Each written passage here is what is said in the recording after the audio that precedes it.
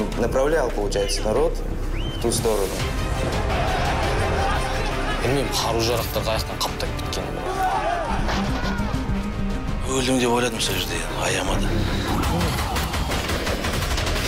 4 бала артында қалды, жетім болып.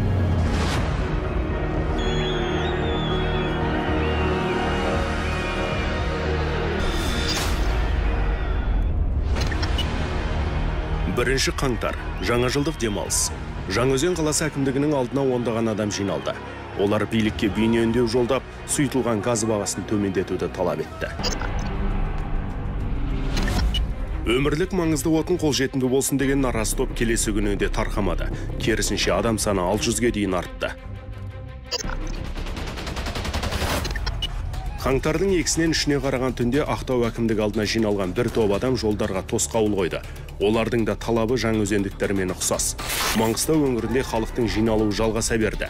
5,5 мың адамға дейін жетті. Осылайша талап тілектердің ауқымы да кеңейе түсті.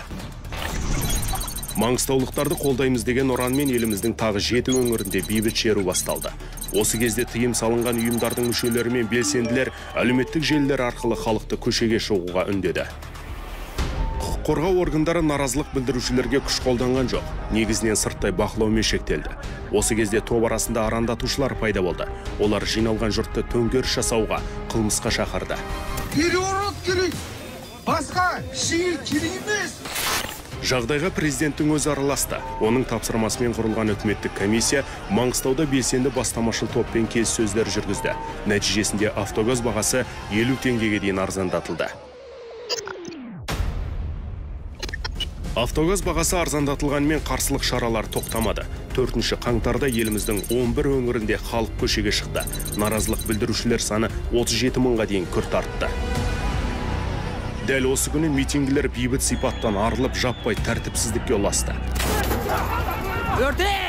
Арам пиғылды арандатушылар қалың елді қалқан етіп, өз ойларын жүзеге асыруға кірісті. Мен не үшін бәрін мойындап отырмын? Өйткені мен действительно істегеніме өкініп отырмын. Мен мирный митингке шыққан адаммын негізі. Провокаторлардың кесірінен осындай тірліктерге барып отыр.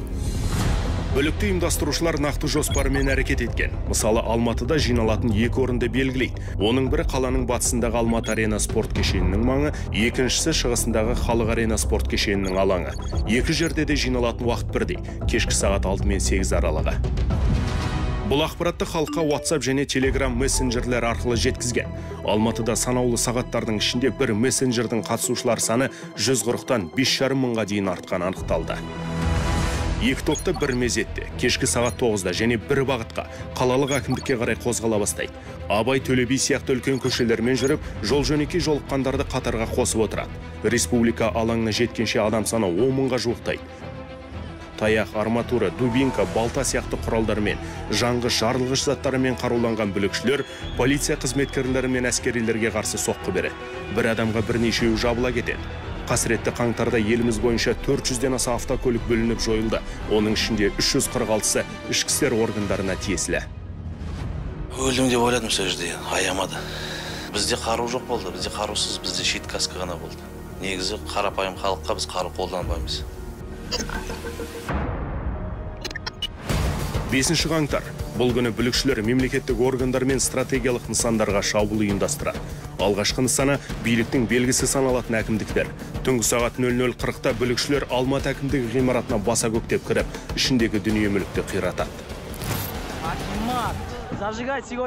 Содан шамамен 1,5 сағат өтер өтпесте Шымкент қалалық әкімдігінің ғимаратына шабуыл жасалады.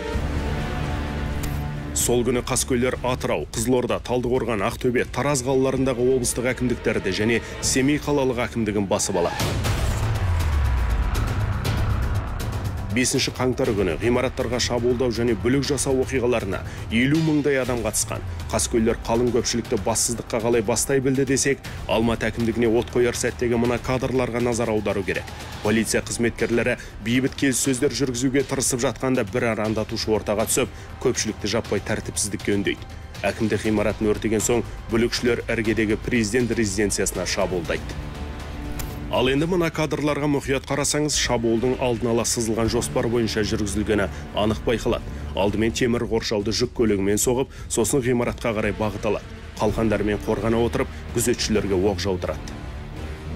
Қасіретті қаңтарда 12 ұйымдасқан қылмыстық топ әрекет еткені белгілі болды. Олардың ішіндегі ең белсенділері қазақстандықтар, Айшуақ Жантүгел және Дики Арман топтары. Соңғысы қаланың әр жерінен 24 азаматты ұрлап, ұрып соғып, Қазақстан Ритц-Карлтон қонақ үйлерінің паркингтерінде ұстаған.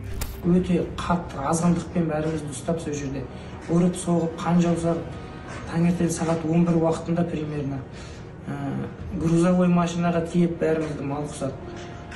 Контейнерге апарды. Контейнерде ұрып соғып, бір сутка ұстап. Осы орайда телеграм-чаттағы мына жазбаларға да назар аудару маңызды. Примерное собрание 18:00. Где собираетесь? Что брать с собой? Место встречи гостиница «Казахстан». Обозначительные знаки, белый материал. Жүйелі шабуыл жасалған тағы бір маңызды нысана. Құқық қорғау және арнайы органдардың ғимараттары. 5 қаңтарда Әуезов пен Алмалы аудандарының полиция басқармаларын және қалалық полиция департаментін басып алу әрекеті жасалды. Соңғысына 27 шабуыл болған. Бірақ полицейлер түнгі 12-ден таңғы 5-ке дейін тойтарыс беріп, қорғанысты ұстап тұралды. Дәл осы күні Қызылордада қарулы қылмыскерлер жергілікті полиция қызметі мен полиция департаментінің ғимаратына шабуыл жасады. Сол шамада Тараз бен Талдықорғанның полиция басқармаларын, бірер сағаттан соң Алматы мен Жамбыл облыстарының полиция департаменттерін басып алды. Радикалды топтардың бұл ғимараттарға қайта-қайта шабуылдау себебі нысан ішіндегі қару-жарақ пен оқ-дәрілерге қол жеткізу. Құқық қорғау органдарына шабуылдау кезінде 1545 қару ұрланған. Қару-жарақ дүкендері тоналып, 1629 бірлік қару қолды болған. Мына кадрлардан нөмірсіз көліктер мен нөпірге қаруды қалай жеткізгенін көре аламыз. Қару-жарақ тонауға кім барады, кім желающий барма, жүріңдер, кеттік, алып келейік деп. Сол кезде соларға бірігіп кеттім сол адамдар үшін. Сол жақта атыс шабыс болып кетті сосын. Білмеймін, қару-жарақтар қаяқтан қаптап кеткенін бірақ. Шабуылдармен қатар тонау, ұрлау әрекеттері де жүріп жатты. Қасіретті қаңтарда мародерлер 100-ден аса ірі сауда және банк нысанын тонады. Жалпы 2000-нан астам бизнес нысанына 100 миллиард теңге көлемінде залал келген. Но мы когда туда приехали, откровенно говоря, 99% того, что там находилось, было все украдено, разгромлено, ничего не оставили, в принципе, после себя. Был один шал там, говорил, снимайте номера, типа свои, наши, езжайте. Он направлял, получается, народ в ту сторону. Там ломали даже при мне, там, видеокамеры, все. Бүлікшілер өздерінің сәрекеттерін жасыру үшін полицияның жедел басқару орталығына қосылған бейнебақылау камераларын сындырған. Сондай-ақ күшті құрылымдарға қосымша көмек келмес үшін автожолдарды, темір жолдарды жауып, әуежайларды өздерінің бақылауын алуға әрекет қылған. 5 қаңтар күні кешке бүлікшілер Ақтөбе әуежайына шабуыл жасайды және сол сәтте Алматы әуежайын басып алады. Бір топ адам Қазаэронавигация мекемесінің ғимаратына баса көктеп кіріп, ұшу-қону жолағындағы жарықты өшіреді. Если вы хотите сейчас 60 тысяч человек запустим, они просто пройдут здесь и все.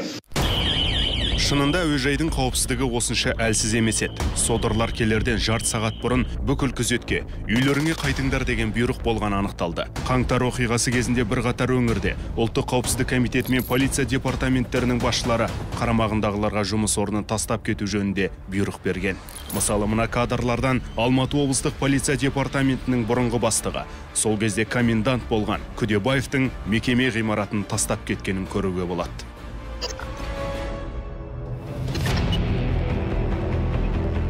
6 қаңтар қауіпсіздік кеңесінің шешімімен елімізде антитеррорлық операция басталды.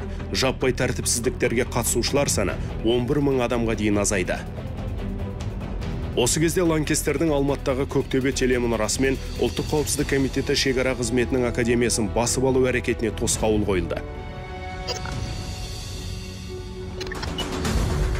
7 қаңтар лаңкестер Талдықорғанда тергеу изоляторына оқ борады.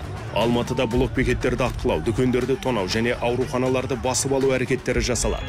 Содырлар дәрігерлерге қақтығыс кезінде зардап шеккен күштік құрылымдар қызметкерлерін қабылдамау талабын қояды. 8 қаңтар күні елдегі жағдай біртіндеп тұрақтала бастады. Алматыда антитеррорлық операция күштері көшелер мен стратегиялық нысандарды лаңкестерден тазалауға кірісті. Азаматтардың рұқсатсыз жиналуы тоқтатылды. Қасіретті қаңтарда еліміз бойынша 5149 адам жараланып, 238 адам қаза тапты. Олардың 19-ы күшті құрылымдардың қызметкерлері. Біреулер ата-анасынан, енді біреулер баласынан, тағы біреулер бауырынан айырылып қалды. Төбемізден жай түскендей болды. Амалым жоқ енді. Жарқырап тұрған балам еді. Мамам мен генерал балам қорып қаласың. Деуші. 4 бала артында қалды. Жетім болып. Бізге де оңай емес. Әрқайсы қарасақ, жүрегіміз ауырады айтар. Халқымыз тыныш болса екен. Осындай болмасын енді.